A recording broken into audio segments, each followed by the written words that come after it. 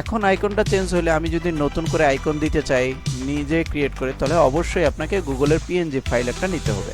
আচ্ছা, গুগলের পিএনজি ফাইলের জন্য আপনি গুগলের ওয়েবসাইটে যাবেন, সেখানে গুগল ওই যে লোগো পিএনজি, এখানে ক্লিক করব। ক্লিক করার পরে একটা পিএনজি ফাইল নিলাম, ধরেন এটাই পিএনজি ফাইল, এটাকে আমি সেভ করলাম আমার ডেস্কটপে।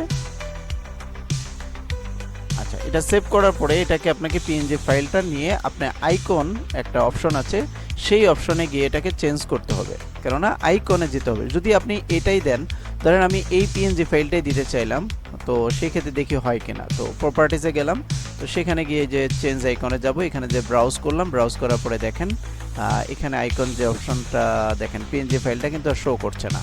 আমি যে পিএনজি ফাইলটা ডাউনলোড করলাম সেটা কিন্তু আর শো করছে না। তো এটাকে আমাকে কনভার্ট করতে হবে, কনভার্টটা করে তারপরে আমি এটাকে দিতে পারবো। তো আচ্ছা, এটা আমি প্রথমে দেখাচ্ছি হচ্ছে অ্যাপসগুলোর আইকনগুলো, দেন হচ্ছে আমি ফোল্ডার